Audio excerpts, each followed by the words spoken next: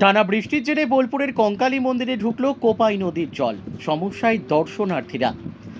রাজ্য জুড়ে বেশ কয়েকদিনের লাগাতার অতি ভারী বর্ষণের ফলে এবার কোপাই নদীর জল বাড়ায় বীরভূমের অন্যতম সতীপীঠ কঙ্কালীতলা মন্দির চত্বর জলমগ্ন।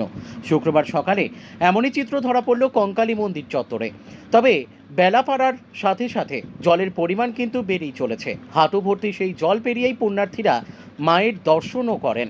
আবার অনেকেই সেই জল দেখে মন্দিরে প্রবেশ না করে বাইরে থেকেই কঙ্কালী মায়ের কাছে প্রার্থনা করলেন।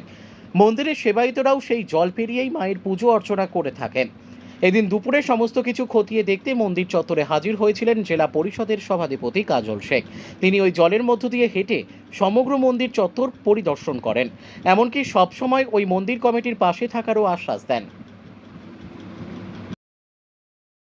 দেখুন, প্রাকৃতিক বিপর্যয় এখানে কারো কিছু করার নেই, কিন্তু বীরভূম জেলা প্রশাসন সবসময়ের জন্য প্রস্তুত আছে। এই প্রাকৃতিক বিপর্যয় মোকাবেলা করার জন্য আমাদের বিপর্যয় মোকাবেলা টিম থেকে শুরু করে আমরা সবসময়ের জন্য প্রস্তুত আছি। আপনারা দেখলেন এখানে বিডিও সাহেবও এখানে কন্টিনিউ ডিউটি করছেন। এখানে যদি সে ধরনের কোনো সমস্যার সম্মুখীন হয় সঙ্গে সঙ্গে জেলা আধিকারিকদের জানাবেন এবং তৎক্ষণাৎ ব্যবস্থা নেওয়া হবে। যদিও আমরা আবহাওয়া দপ্তরের কাছে খবর পেয়েছি যে নিম্নচাপ একটু সরে গেছে, কয়েকদিন যে প্রবল বৃষ্টি হয়েছে সেই বৃষ্টিপাতের জন্যই এখানে আমাদের 5 পীঠের অন্যতম পীঠ সতীপীঠ কঙ্কালী পীঠে এখানে জলস্তর একটু উপর দিয়ে উঠে গেছে। কারণ জলটা ঠিকঠাক পাস না হওয়ার জন্যই এই ঘটনাটা ঘটেছে। যদিও যেখান থেকে জলটা আসে সেখানে গতকাল জলের যে পরিমাণ জল ছাড়া হয়েছিল 1100 কিউসিক মতো, আজকে সেটা কমে 3000-এর কাছাকাছি এসেছে। অর্থাৎ জল যেখান থেকে আসছে ঝাড়খণ্ড বা অন্যান্য রাজ্য থেকে সেই জল আসার পরিমাণটাও কমে গেছে। আমাদের ড্যাম যেগুলো আছে সেই ড্যামগুলোতে সেভাবে জল ছাড়া হয়নি। স্বভাবতই বীরভূম জেলার মানুষকে আপনাদের মাধ্যমে এ বিষয়ে সুনিশ্চিত করতে চাই, আতঙ্কিত হবার কোনো কারণ নেই। এখন কোথাও কোনো এরিয়াতে আমাদের জলস্ফীতি সে জায়গায় ভয়ঙ্কর জায়গায় পৌঁছায়নি বা পৌঁছাবে না। আবহাওয়া দপ্তরের রিপোর্ট অনুযায়ী যে নিম্নচাপ ছিল সেটাও সরে গেছে বা সরে যাচ্ছে। স্বভাবতই আপনারা আশ্বস্ত থাকতে পারেন বীরভূম জেলা প্রশাসনের প্রতি। আমরা ইরিগেশন ডিপার্টমেন্ট থেকে শুরু করে বীরভূম জেলা প্রশাসন থেকে শুরু করে পুলিশ প্রশাসন সকলেই আপনাদের পাশে ছিলাম, এখনও আছি এবং থাকব। আমরা সব দিক দিয়ে লক্ষ্য রাখছি। যদি কোনো এরিয়ায় এ ধরনের অবস্থার সৃষ্টি হয়, অসুবিধার সম্মুখীন হতে হয় এরিয়া মানুষকে, তার জন্য মোকাবেলা করতে বীরভূম জেলা প্রশাসন প্রস্তুত আছে। ক্ষয়ক্ষতির কি খবর পাচ্ছেন? এখনও পর্যন্ত বীরভূম জেলায় কোনো ক্ষয়ক্ষতির কোনো খবর আমাদের কাছে নেই। প্রবল বৃষ্টিপাত হয়েছে, তার জন্য বীরভূম জেলা থেকে জেলা প্রশাসনিক দপ্তর থেকে প্রত্যেকটি বিডিওদের মাধ্যমে আমরা তিরপলের ব্যবস্থা করেছি এবং যে বাড়িগুলো ভেঙেছে 2-4টে যেগুলো মাটির বাড়ি, যেগুলো কেন্দ্র সরকার ইচ্ছা করলে মাটির বাড়ি থাকতো না, পাকা বাড়ি হয়ে যেত, আবাস যোজনা বাড়ি দেয়নি, বাংলাতে বা বীরভূম জেলাতে যে মাটির বাড়িগুলো আছে সেই বাড়িগুলো কিছু কিছু বাড়ি অবশ্যই ভেঙেছে। সেই বাড়িগুলোতে ত্রিপল দেওয়ার ব্যবস্থা অলরেডি আমরা করেছি।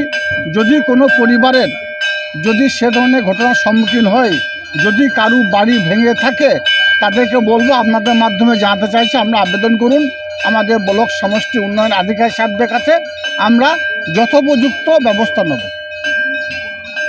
ঢুকতে শুরু করেছে, দেখি কতদূর পর্যন্ত জল আসে। এখন তো জল হাঁটুর নিচেই আছে, এখন এমন কিছু মায়ের নাট মন্দির পর্যন্ত ওঠেনি, তবে গোড়ায় গোড়ায় চলে এসেছে।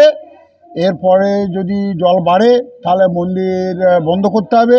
মায়ের যে পিকচার আছে সেই পিকচারকে সরিয়ে নিয়ে ওই দেবাদিদেব কাঞ্চীশ্বর মহাদেবের কাছে নিয়ে যাব, নিয়ে গিয়ে ওখানে ভোগ আরতি এবং ওখানে পুজো পার্বণ হবে। আবার জল কমে, আজকে যদি জল বাড়ে, সেই কথা বলা, যদি জল বাড়ে তখন মাকে নিয়ে যেতে হবে। পুজো চলছে, এখন পুজো চলছে, যদি যাত্রী আসছে, অনেক ভক্তবৃন্দ আসছে, 2-1টা আসছে, ওদিকে তো পুজো করিয়ে দিচ্ছি। এখন পুজো স্বাভাবিকভাবেই চলছে। যদি জল বেড়ে যায় তাহলে কি পুজো এখানে বন্ধ হয়ে যাবে? জল বেড়ে গেলে তো পুজো অবশ্যই বন্ধ হয়ে যাবে, কারণ পারাপার করা শক্তি থাকবে না, তখন তো পুজো বন্ধ হয়ে যাবে, তখন শিবের মন্দির থেকে পুজো হবে। প্রতিবারই দেখা যায়, প্রতিবারই এখানে দেখা যায় যে এই বর্ষার সময়তে আমাদের এখানে খুব অবস্থা শোচনীয় হয়। যাত্রীরা এসে অনেকে ফিরে যায়, অনেকে আবার দেয়। এই জলমগ্ন নিয়ে এখানে আসা যায় না, সেই জন্য এখানে মানুষকে অনেক দুর্ভোগ পেতে হয়। ব্যবস্থাপনা কী রাখা আছে, যে ব্যবস্থাপনা তো তেমন কিছু রাখা নেই। হ্যাঁ, ওই জল বাড়লে একটু সরে যাব, আর জল কমলে জল নিকাশি রয়ে কি যাব। কোনো ব্যবস্থা আছে? জল নিকাশি কোনো ব্যবস্থা নেই। নদী বইছে, নদীতে প্রশাসনের তরফ থেকে কতটা সাহায্য থাকে? প্রশাসনের তরফ থেকে তো এখন তো পর্যন্ত কিছু নেই, তবে সব জল বাড়লে হয়তো প্রশাসন আসবে, মানুষকে সচেতন করে দেবে যাতে যারা জলে না নামে। এই পর্যন্ত। আমার নাম মহাদেব ঠাকুর, কঙ্কালী মায়ের প্রধান সেবায়িত। হ্যাঁ, অসুবিধা একটা আছে, তবু কি বলুন তো, মায়ের তো এটা 51 পিঠের শেষ পিঠ, তাই জন্য আমরা এখানে এসে ভালোই লাগছে, একটা প্রশান্তি অনুভব করলাম, কিন্তু জলটা ডিঙিয়ে যেতে হলো, এইটা একটা অসুবিধা। জল তো আরো বাড়ছে। হ্যাঁ, বাড়ছে জল। এই কি প্রথম পুজো দিতে না, আমি আগেও এসেছি, সেই জন্য আমি তুলনাটা করতে পারলাম আগের সঙ্গে এখনকার। এর আগের বছরও ঠিক এইভাবে জল উঠেছিল এই অতিবৃষ্টির কারণে, এবারে সেই জল কতটা মনে হচ্ছে যে অসুবিধা হবে বলে মনে হয়? দেখুন, এটা তো প্রাকৃতিক দুর্যোগ, এটা তো কিছু করার নেই, বৃষ্টি হবেই, আমাদের প্রয়োজন। আর অসুবিধা আছে, এটা একটু সুবিধা হলে ভালোই হয়। জল পেরিয়ে পুজো দিয়ে গেলেন। হ্যাঁ, জল পেরিয়ে পুজো দিয়ে এলাম। কষ্ট হলো? কষ্ট হলো। আপনার নাম? আমার নাম সঙ্গীতা দত্ত, কলকাতা থেকে আসছি।